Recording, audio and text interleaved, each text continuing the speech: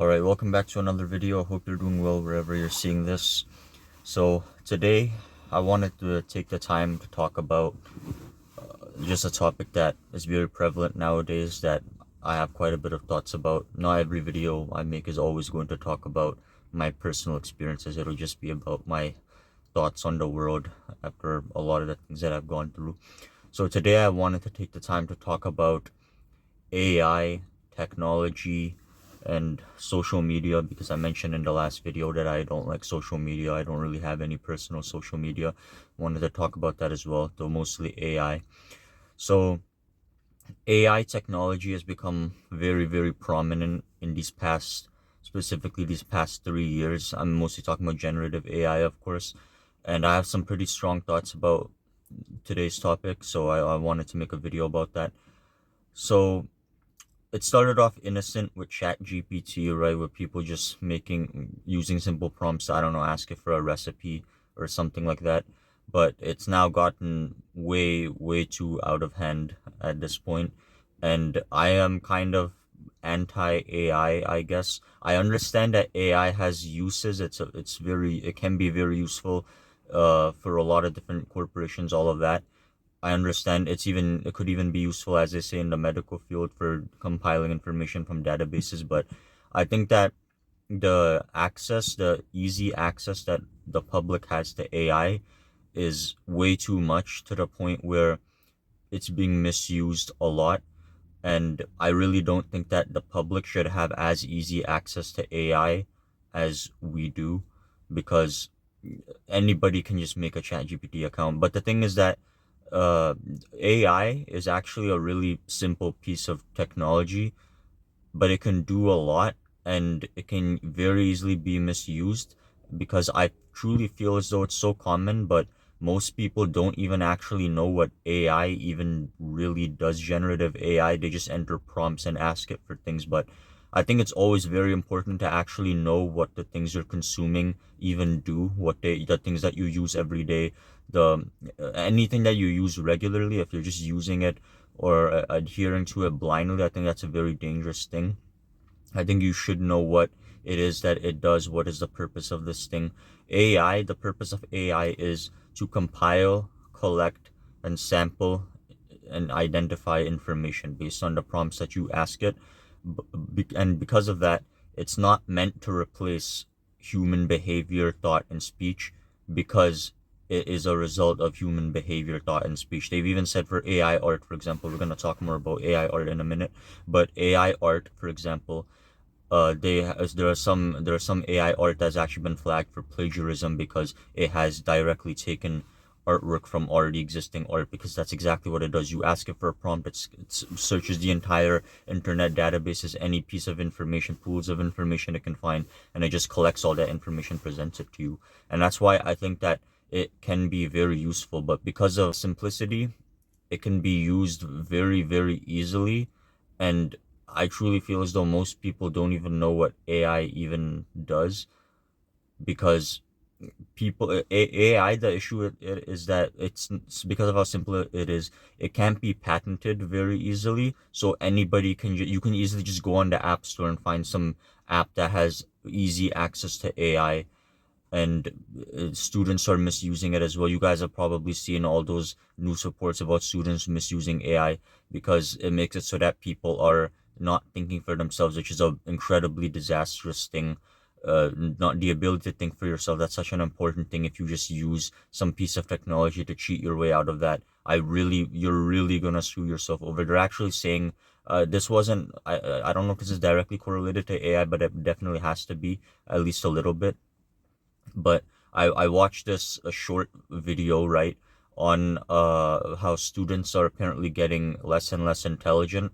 And this University of San Diego, I believe, they conducted a study, right, and it turns out that a huge portion of their incoming students, I don't know the exact numbers, so I mean, I'm probably not the most reputable to say this, but if you guys can find a video, you can look it up. A huge portion of students needed to take a remedial math course because they couldn't even do basic math, right? They didn't even know what 66 plus 44 was. University students didn't know what 66 plus 44 was, and most of them got that wrong.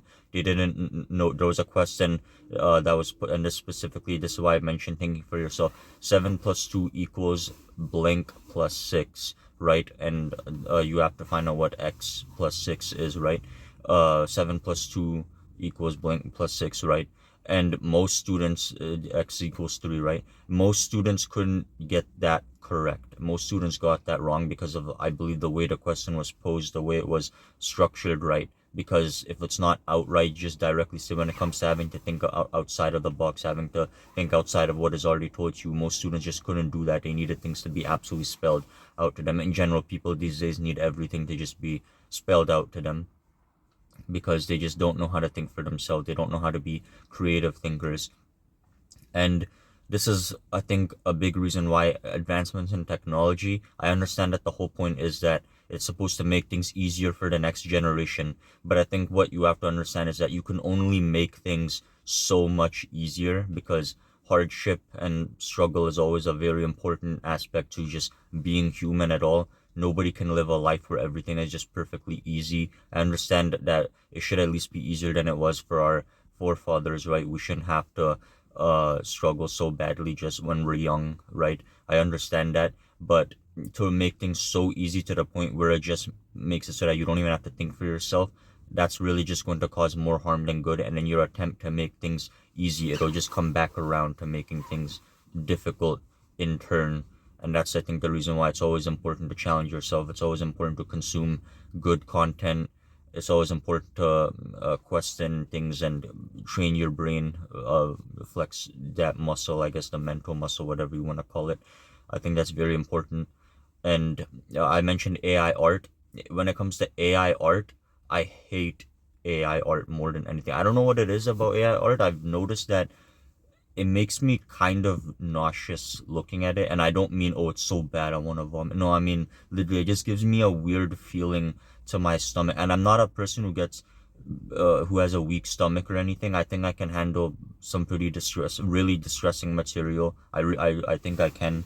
Really distressing, very okay, this is gonna sound cringe, but really gory videos. I don't mean to sound like one of those people who brag about watching gore, but I think I can sit through that kind of stuff. I don't have a weak stomach or anything, but AI art is just something about it that I just hate so much. And it's just so, and AI artists, in my opinion, are pretty pathetic people. You see on social media, on their profiles, they always say a digital creator. You're not a creator. You didn't make anything. You just typed in prompts. And it's hilarious to hear how some of them will justify writing and structuring prompts as the same as having to actually study art. And because I have my best friend, right? He studies art and he's trying to start his own art business and everything. And he even studies anatomy and all of that. He's self-taught. And I truly believe that art, in my opinion, especially based on what he has told me, art, in my opinion, is probably one of the hardest disciplines to actually get really, really good at, let alone make money off of it. And even I used to be into drawing back when I was in high school. I used to really like drawing when I was a kid. I don't really do any of that anymore. But yeah, I used to be really into drawing, and even I kind of tried to learn some more advanced things, how to color gradients, right? Having one color merge into another color, that kind of thing. And what else? Of how to draw folding on clothes, all of that. Even I tried, and it's difficult. It's really not easy at all. It takes years and years and years of practice, and artists have this thing. My friend told me about this, how you will always look back at your old work, no matter how good people say it is, and you will always think it's garbage. Artists have such high standards. So I respect artists a lot. I respect their craft a lot because I know nothing. I know I said I used to draw and I used to try to learn and get better, but I still know literally nothing, even with all I did learn. And I don't want to say I was above average, definitely not, but I was just I wasn't a complete amateur. I did actually try to learn and everything, but even I still don't know anything about art. I'm nowhere near close to my friend or anybody like him. I could never make money off of art or anything like that. But that's why I get pretty pissed off whenever I see people call themselves digital creator, because I understand the whole prompts thing. They say that you have to structure your prompts and know how to write prompts, but that's not anything near having to actually study anatomy and how to shade and color gradients and all of that. It's not even a little bit close. So it really does piss me off a bit. But that's just it. AI is making people weaker. It's making them rely less on their own abilities and more on some other thing outside of them that's not their own efforts. And the other thing about AI is that I honestly think that it's going to cause some huge mess up at one point. I even remember hearing for somebody in my family told me, I believe that I believe this happened in Australia. The Australian government commissioned this company to make something for them, and they used AI mostly, and AI messed it up, and government funded them, I think, 400 grand, and that company now has to end up paying a huge sum of that money back to that government because they screwed it up. And I remember hearing somebody say that they know somebody who is in IT, right, coding, all of that, the computer programming, computer science, all of that, and they write code for the military, and they just use chat gpt, and they're a team leader as well. They're a team leader. They to lead a whole team of coders, right? And they're training the whole team to do this exact same thing. They basically just write the whole thing in chat gpt, spend a few minutes looking it over, and then they just send it. It's bound to cause some huge mess at one point, and it's just getting there at some point. I really do think so. And I really think it's making people a lot weaker, because I really think that the only people who should have access to generative AI in the form that we have it, and let alone, of course, more advanced versions, is the government, the medical field, law enforcement, the public sector, in general, businesses, corporations. That's it. The common public and the everyday people like you and me, I don't think we should have such huge access to AI like we do. Maybe not nothing at all, chat gpt and everything, but the ability to create AI images and all these AI videos and AI art technology, any kind of AI technology that is supposed to mimic real movement pictures. It's getting more and more advanced by the day, and the only way you can even really tell it's AI is just some small little things, such as, how chat gpt has its own writing style. It's important to know that, all of that, right? I watched some AI videos, and of course I knew they were AI because the things that happened in the video were ridiculous. But that's exactly it. That's the only reason why, the only way I could tell it was AI. When it comes to the actual video itself, the texture of people's skins on in the video, it looked so realistic. If you were to make realistic events happen, those videos were supposed to be joke videos where something really outlandish is happening that could only happen in an AI video. But if you were to make the events realistic, you could probably fool at least a couple of people. For sure you could, because they look incredibly realistic, and it's only getting more and more advanced by the day, because like I said, it's a very simple piece of technology. It's not that hard to adapt and distribute and even create in the first place. As I also said, any app, you can just go into App Store and find all kinds of AI apps that can make videos and art and all of that. And now there's that Google Gemini thing and everything.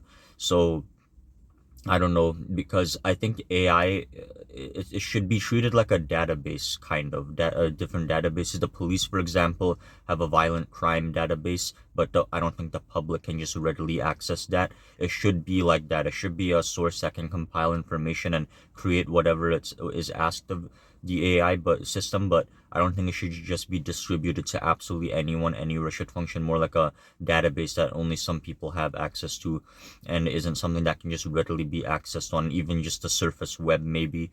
And I think I already said this, but I don't mean that AI should not be granted at all. Maybe I can have some uses, but to the form that we have it, I think that should be severely limited to the common public. But it's at the point now where it's kind of too late at this point.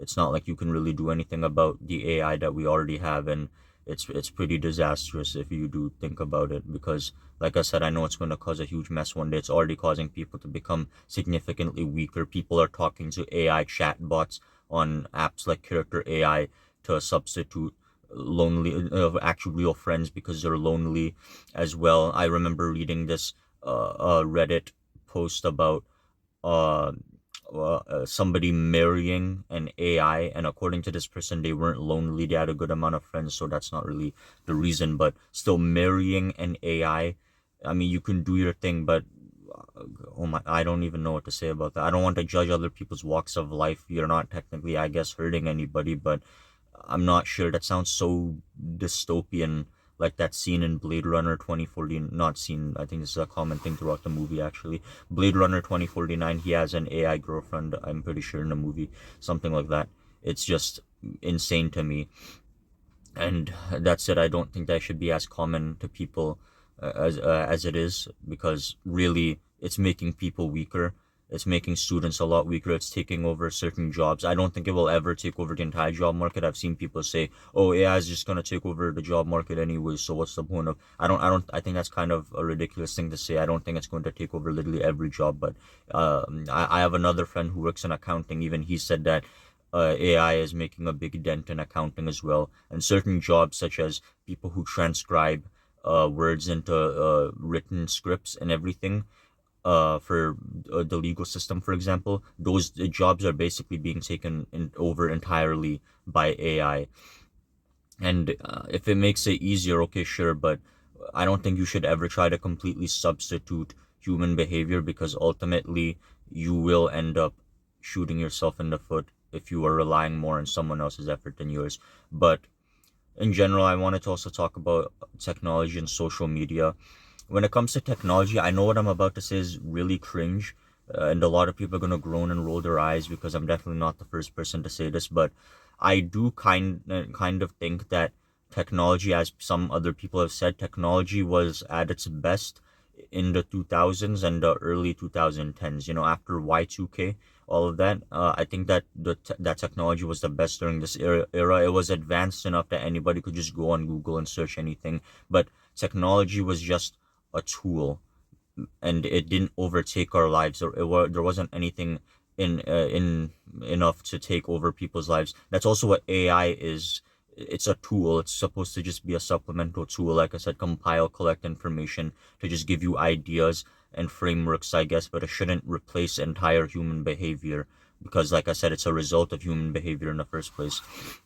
But AI technology is just now being used as a way to just, I don't know, cheap your way out of doing the work at this point. But technology in general, I think that it was best in the 2000s and early 2010s, because it was there. It was enough to improve our lives, but it didn't take away from our lives. The mobile phone, for example, I know I'm also going to sound cringe for what I'm saying, but I do kind of think that I wish we could go back to flip phones, because I do kind of truly believe that the smartphone and social media in general, we're going to get to social media in a minute. I do kind of think that these are probably some of the worst things to come out of the past 15 years in the everyday day-to-day life. I know somebody's gonna go, "Oh yeah, but what about that one terrorist attack in 2016?" Yeah, that would probably be the worst thing to come out of the past 15 years. But in the everyday life amongst common people, I'd say that technology and generative AI and smartphone technology, all that social media technology, I honestly think is some of the worst.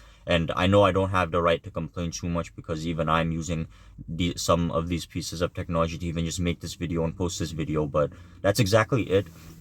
I don't think it's necessarily about it should just not exist in the first place. I think it's just that people don't know how to even use it, because your phone is literally just a mini computer at this point, and you can do anything with it. And young people can literally just start a business on their phone, find ways to make money on their phone, but instead they just waste time all day doom scrolling pretty much. And I like I said, I know I sound boring and I sound old or whatever, I sound cringe, I sound boring, but that's how it is, because it's very everything is so accessible nowadays. And I think that technology becoming more prevalent and makes it so that it shouldn't be about making things easier. As I said, it should just be about making things more prevalent. You can make things more prevalent without making things more easy. You can offer opportunities without literally replacing entire work and entire efforts, right? I don't think that those have to be mutual exclusive things. I think that you can offer sources of information, but like I said, it should just be like a database. It's there. It's a tool that you can use, but ultimately, its use is only depends so much on how its use is entirely dependent on whatever work you put into it, and it's only as useful as you will allow it to be, pretty much, because it's, like I said about artificial intelligence, it is dependent on human behavior, speech, thought. It should not be there to replace human behavior, speech, and thought. But yeah, I just think that technology nowadays has gotten a bit too out of hand. I kind of miss how it was back then when things were in the late 2000s, especially. I think that technology just being used as a tool is fine. Flip phones, it was just there to make calls, and it was just there to make things convenient. But exactly as I just said about opportunity and all that, and prevalence, convenience is one thing, but literally replacing entire pieces of work and effort and making things do the work for you, I don't think that that's what we should be aiming for. But when it comes to social media specifically, and I wanted to talk about social media, I honestly really am not a fan of social media at all. I really think that social media has to be one of the worst things to come out of the past 15 years. As I said, I think that it was nice at first back when we had Facebook and YouTube and MySpace. Most people, kids these days, don't even know what the hell MySpace is. I know I sound really old by saying that, but MySpace, for example, uh, and Facebook and YouTube, all these platforms, where it was just simple and it was just a fun way to share, I don't know, where you went last weekend with your friends and family. But now people are just using social media as a ways to promote all kinds of agendas. So short form video platforms are frying people's brains, their dopamine receptors. People can't even pay attention to a 2 minute long video at this point because it doesn't have flashing colors. Yeah, and when it comes to personal social media, I think that it just makes people's insecurities worse. I think it just amplifies people's mental health issues, all of that. I deleted personal social media a while ago because I just couldn't stand it. I think that social media, as I've been saying constantly about technology, it should just be used as a tool, and it should just be used as a way to help us present information, because it can be very much used as a way to, as I said, make money and do all kinds of useful things, but people aren't going to use it that way. And that's how I prefer to use social media. I just prefer to use it to advertise a brand, a business, that kind of thing. But when it comes to having a personal social media, I think that's a waste of time, especially when I see how most people my age use it, how desperate they are for followers and likes and people to look at their photos. I think it's just a huge waste of time. There are people who I know, even though we're past our 20s now, people from high school past their 20s, they still care so much about social media and followers.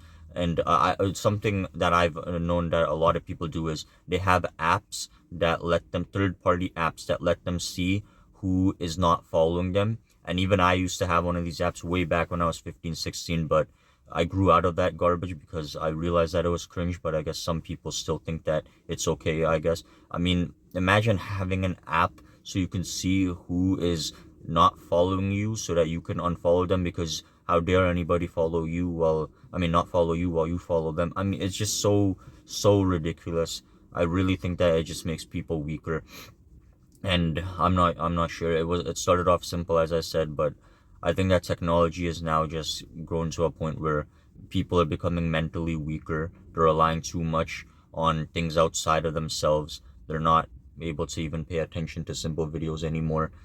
And I really just think that when it was simpler, things were better, because I'm honestly just tired of hearing AI everywhere. I know it has its uses. I said this before. I know it has its uses, and that's why I said that I think even in business and corporations, it can be really good. I do think it is important to learn how to use AI constructively, right? I think there are even little courses that you can take on online, Coursera or whatever, that teach you how to do that. I think that is important, but I do think that some people are just using AI as a cheap way to get out of doing the work. And I'm so tired of hearing, oh, download this AI so that you can easily record your lectures, and then it compiles into this informational thing so that you know everything that was talked about, summarizes your lectures for you. I'm just so tired of all of that, because at the same time, yeah, I know the whole idea of making things easier, but our forefathers did the hard work for a reason, because a lot of it is also just so that you don't regress